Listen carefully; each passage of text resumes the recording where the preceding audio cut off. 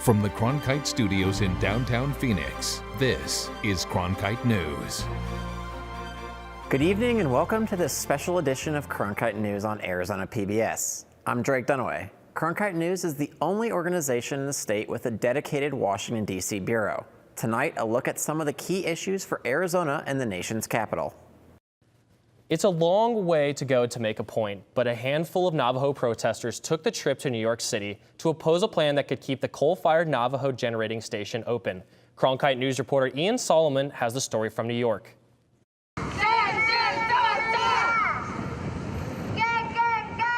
Investment firm Avenue Capital says it's made no decision on the possible purchase of Navajo Generating Station, which is set to shut down next year.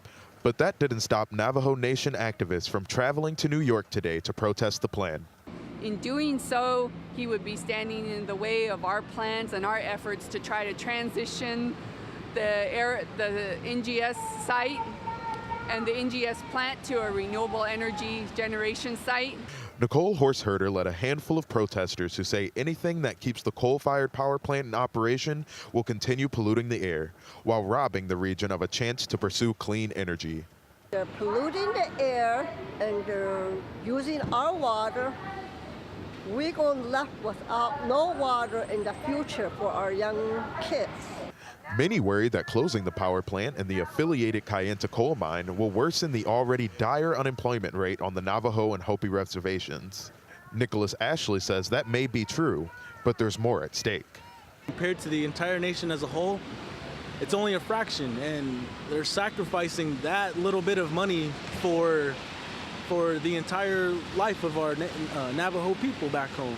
Horseherder says the jobs will leave eventually anyway, whether someone buys the plant or not. Coming in and trying to revive that power plant, he's only going to have a few more years doing so.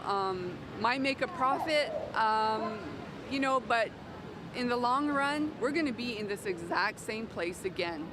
In New York City, Ian Solomon, Cronkite News. The Navajo Nation has been looking for a buyer for the plant since last year.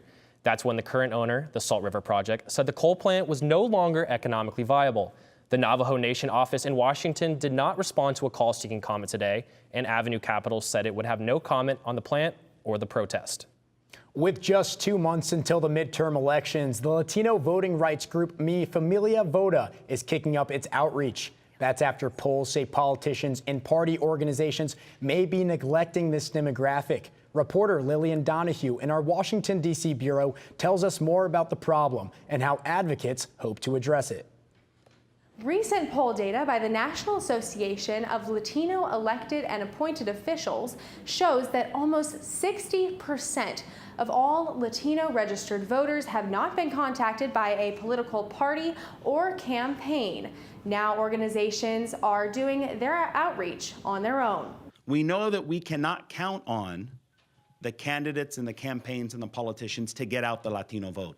Mi Familia Vota released a campaign today named Usa tu Poder, or Use Your Power. It will rely heavily on social media, text messages, and other digital tools to energize a younger generation of Latino voters. This year, they hope it can turn around consistently poor Latino turnout during midterm years, which in turn leads to those voters being overlooked by campaigns. They normally like to target those high propensity voters because that's what they know they're going to vote for sure.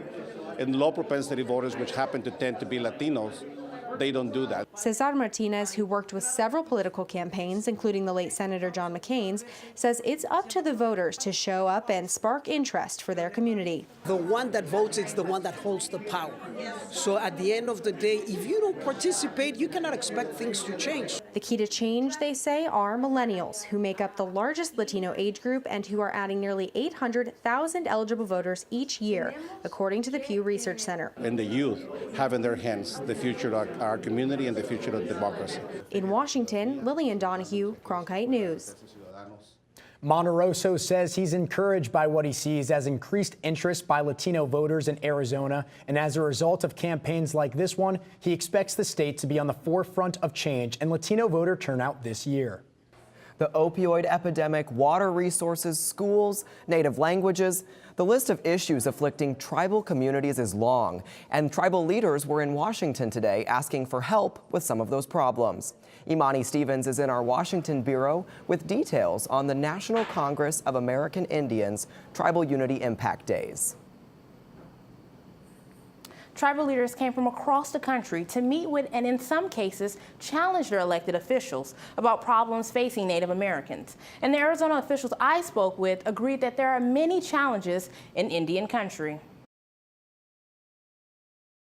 Representative Ruben Gallego was one of the many speakers who recited a list of issues. What we want to see for our tribal countries are affordable health care, safe roads and bridges, well-funded schools, and a justice system that works for everyone, including the vulnerable and the marginalized. But education was a major topic for Arizona lawmakers. Representative David Swiker said the problems facing tribal schools are appalling and unacceptable. We have to come up with a way to either find how do we get teachers who are willing to stay in the bottom of the Grand Canyon for more than a couple months, or we need to get the education side at BIA to be willing to enter this century of technology. Gila River Indian Community Governor Stephen Rowe Lewis says it all comes back to funding or a lack of it. There's been a scarcity of funds for education, whether at the state level or at the federal level as well. Lewis says his tribe is working to make things better, but it's important that elected officials know that there are still challenges. We're building a state-of-the-art school on the west end of our reservation right now, and so we have funding in an interior package right now that is going before the Senate. So Schweiker says that when it comes to problems like a lack of qualified teachers in tribal schools, maybe it's time for new approaches. But maybe the way we've been approaching it, it's time for a technology revolution. Lewis said that it's important for members of Congress to hear firsthand about the problems that tribal citizens have to deal with day in and day out. that's why it's so important that tribal leaders weigh in on these impact days when you have access to senators and congressmen. They're the ones that directly make those decisions. Representatives who spoke to the group today said they've done their part, pointing to a list of 14 bills on Indian affairs that have passed the Senate and are awaiting action in the House. The Tribal Unity Days continue tomorrow. In Washington, Imani Stevens, Cronkite News. While Republicans and Democrats were sparring over Judge Kavanaugh's nomination, they were reaching an unexpected agreement in a House committee on a plan to reauthorize a fund for acquiring public lands. Imani Stevens reports from our Washington bureau. Representative Rob Bishop of Utah had some problems with the Land and Water Conservation Fund. I have always been actually in favor of Land and Water Conservation Fund's purpose and goals. I was opposed to the way it was abused in the past, and I want that reformed. That abuse, Bishop wrote in a political editorial, is in the way the $900 million fund has been divided. The federal government has increasingly crowded out states it was supposed to share the money with. First of all, they took the mandatory percentage out, and the amount that went to the states diminished significantly, almost down from 50% to 12%. Bishop was pushing for reform while Democrats wanted straight renewal of the fund, but time was running out. Unfortunately, the authorization for the program will expire in a little over 2 weeks. This is a completely avoidable situation. But with the deadline for reauthorization looming, a surprising thing happened at the House Natural Resources Committee meeting today. The two sides reached agreement. We've been negotiating this with the chairman. He's been a staunch advocate of these stateside grants, and for good reasons. These grants have a huge impact and support the establishment of city parks, ball fields, recreation center, hiking trails, open space preserves in communities and urban areas throughout the country. The committee unanimously voted to renew the fund, but with more money set aside to the states. We had billions of dollars worth of backlog in terms of construction projects that we need to fulfill, and now we're going to start fulfilling them. 40% would be guaranteed to those stateside projects that everyone wanted. That 40% would be then guaranteed for federal land acquisitions and in-holdings. Chairman Bishop and the senior Democrat Grijalva not only agreed on one, but two bills today. One of our best bipartisan efforts so far. In Washington, Imani Stevens, Cronkite News. That second bill was a bipartisan measure to fund national park maintenance. Here in Arizona, the Land and Conservation Fund helps protect and provide for sites like the Painted Desert, as well as community parks and recreation areas. One group celebrating today's vote is CHISPA, a Latino advocacy group for conservation, which says the fund has provided $228 million to Arizona communities over the last 50 years. It sounds too good to be true. A regular check from the government with no preconditions and no strings attached. But at a forum in Washington this week, advocates said that theory, universal basic income, could be just what the country needs. Ian Solomon has the story from our Washington bureau. If you want to know how Annie Lowry feels about the idea of universal basic income, or UBI, look no further than the title of her book, Give People Money, How a Universal Basic Income Would End Poverty, Revolutionize Work, and Remake the World. Would give everybody in a community money. So something like a Social Security payment, it would not be enough to live on very well, but it might be enough to help you get out of poverty. Those comments came during a panel in Washington on UBI, a regular government payment to all citizens. Panelist Sebastian Johnson says it could do more than get people out of poverty. It could help workers as technology improves and threatens their job security. Up to 53% of jobs currently held today are in danger of automation. It is not just about manufacturing, it's also about the service industry, where you can go into the store. Amazon now has a store where you just go in, pick up something, and you leave, and you've already paid for it. But Robert Doerr of the American Enterprise Institute says universal basic income isn't feasible and would discourage working. There's a lot of evidence that if you increase the amount of assistance you provide to people that is not tied to employment, that is just a giveaway, the less they will work. And that, I think, is going to be harmful to families and individuals.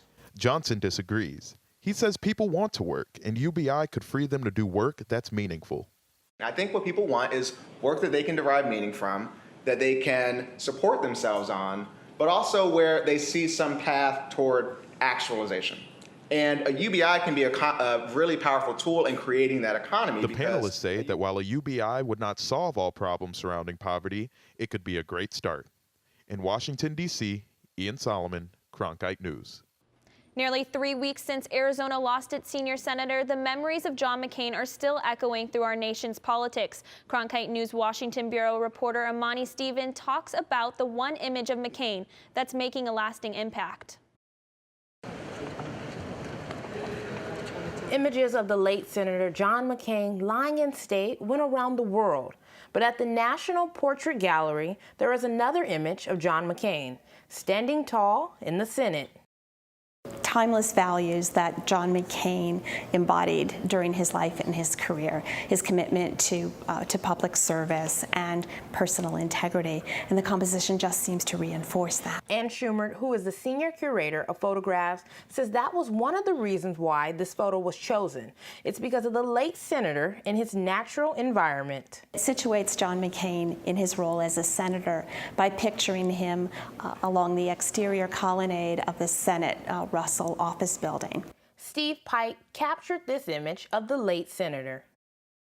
Steve has always been fascinated by people's faces and what they can tell us. I think as you look at this photograph, you certainly are inclined to focus on Senator McCain's face. Schumert says Pike lives by this motto when capturing these photos. We really create the landscape of our faces through the lives that we live.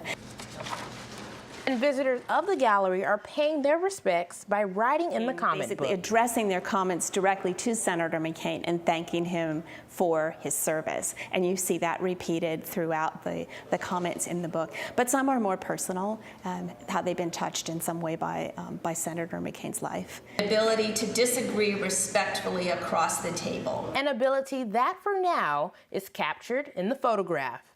In Washington, Imani Stevens, Cronkite News. To celebrate U.S. citizenship and Immigration Services plans to swear in about 45,000 new citizens this week in ceremonies across the country. Cronkite News reporter Lillian Donahue was at one ceremony where a group took the oath next to the Constitution itself.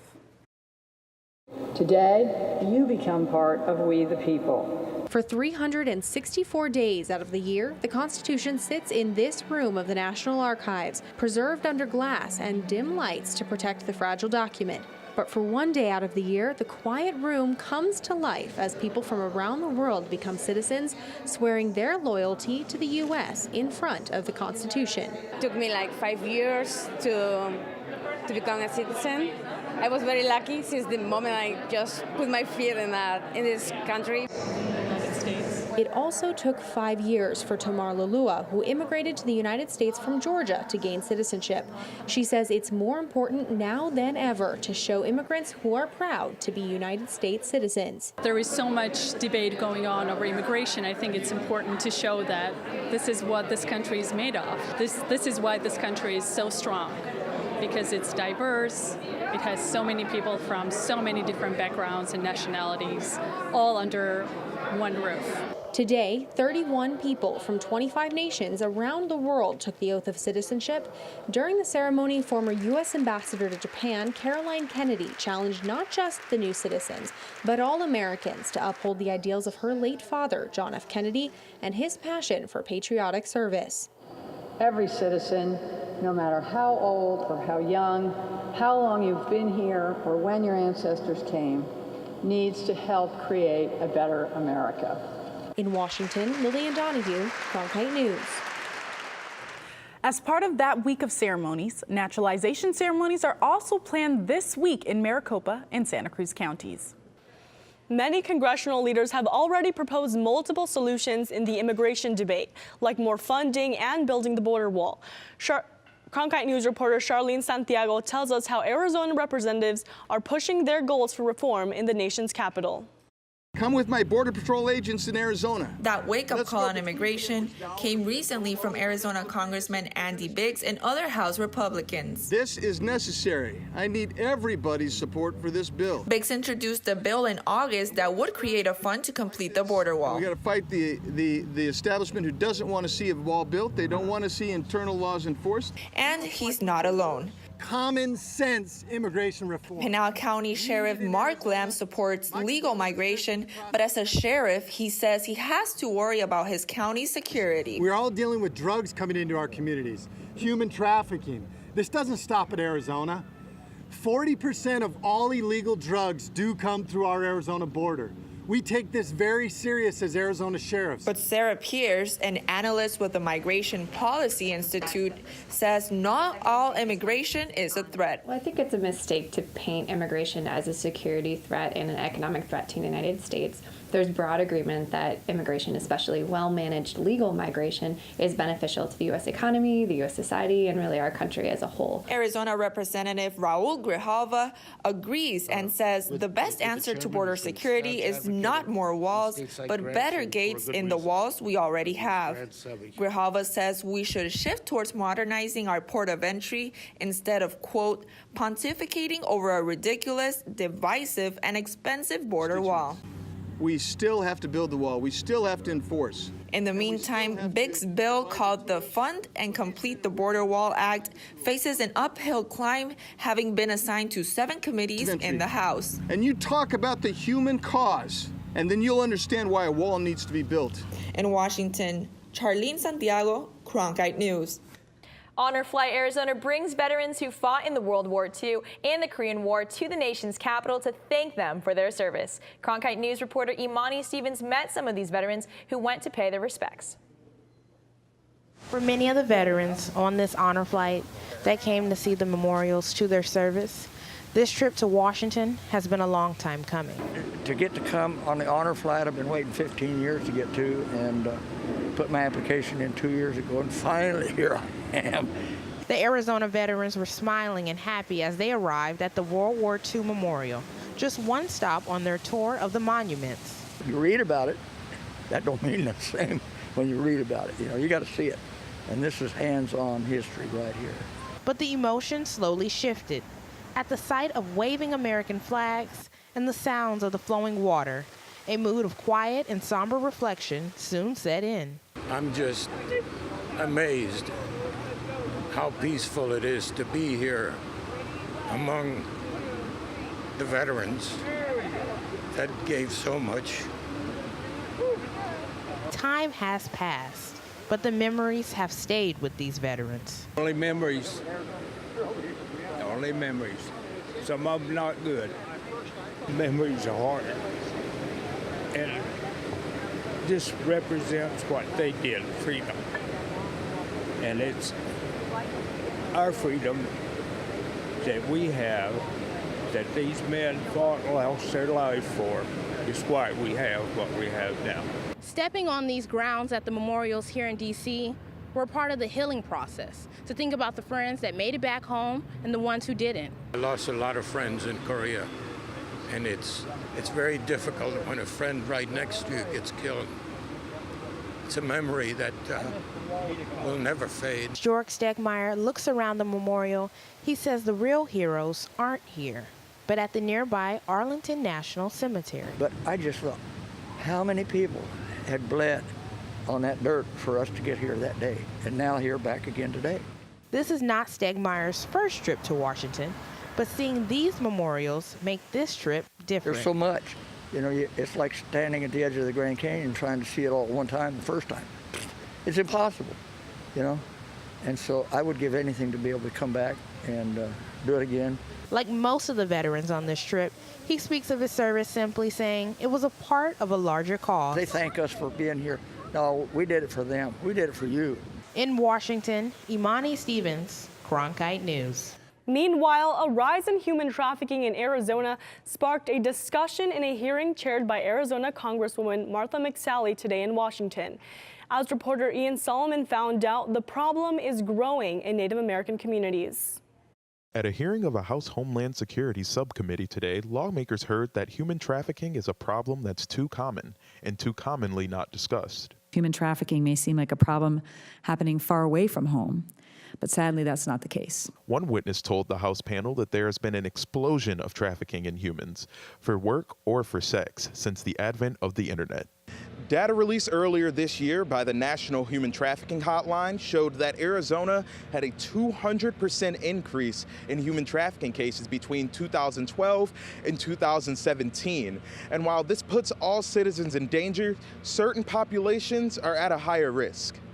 Michelle Demert is Chief Justice for the Central Council of the Tlingit and Haida Indian tribes. She testified that Native Americans and those living on reservations are particularly vulnerable to traffickers. A disproportionate number of women or girls in child welfare proceedings who often end up in trafficking situations. We also are vulnerable with a young population, poor. Demert says gaps between federal and tribal law make it harder to prosecute the traffickers, making tribal areas even more attractive to the crime.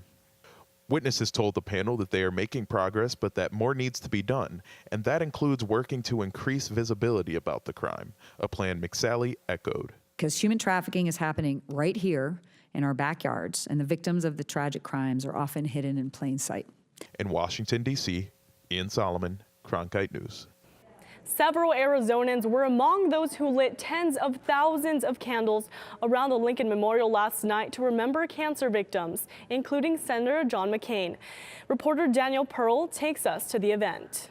33,000 candles shined bright around the reflecting pool on a muggy September night in Washington, each one representing a life lost to cancer. Just most recently, we had a close family friend pass away from cancer, and watching their family go through that just gave me more fuel in my fire. Elise Patel is the Arizona grassroots manager for the American Cancer Society Cancer Action Network. She brought Arizonans from each congressional district to lobby on Capitol Hill for funding for cancer research. Arizona is a huge research hub when it comes to dollars that are allocated from both the National Institute of Health and the National Cancer Institute.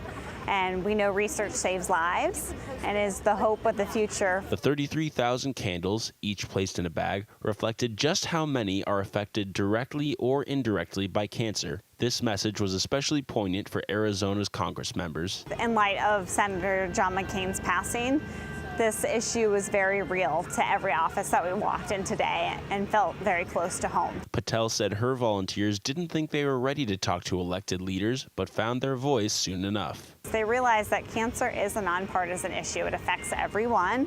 It doesn't discriminate. And as a result of that, there's a ton of power in stories. In Washington, Daniel Pearl, Cronkite News. Meanwhile, the 8 members of the Supreme Court started their new term today, and one of the cases is based on a complaint from 2 former Arizona firefighters. Cronkite News reporter Lillian Donahue was at the court this morning. The High Court is seeing 2 new cases today on its first day of hearings, one from Arizona on age discrimination. They may have had to do a layoff, but they didn't need to pick the 2 oldest employees and lay them off. Tucson attorney Don Awerkamp initially handled the case of John Guido and Dennis Rankin, captains in the Mount Lemmon Fire District, who were the oldest firefighters in the department when they were laid off in 2009. They say that it violated the Age Discrimination Act, but the fire district says it's too small for the law to apply to it. The way we read it, they have to have at least 20 employees to be subject to any kind of liability under the Act. They read it very differently, and they say that when it comes to public employers, like fire districts, etc., there is no employee threshold. The Ninth Circuit Court of Appeals agreed with the firefighters, saying the Age Discrimination Act applies to small government agencies, something Awerkamp says he expects the Supreme Court to uphold. What this does is it requires government entities to not discriminate on the basis of age, no matter how many employees they have. But the Ninth Circuit ruling is currently the outlier. 4 other circuit courts have ruled that small government agencies are not subject to the law. Awerkamp says he does not expect a ruling in the Mount Lemmon case for another few months. In Washington, Lillian Donahue, Cronkite News. Even if Kavanaugh is approved, he would have no part in the Mount Lemmon case because he was not on the bench for today's arguments. If the current 8-member court ends up evenly split on its decision, that would let the Ninth Circuit ruling stand in favor of the firefighters. That's it for Cronkite News tonight. Thanks for joining us. For top Arizona stories anytime, go to cronkitenews.azpbs.org.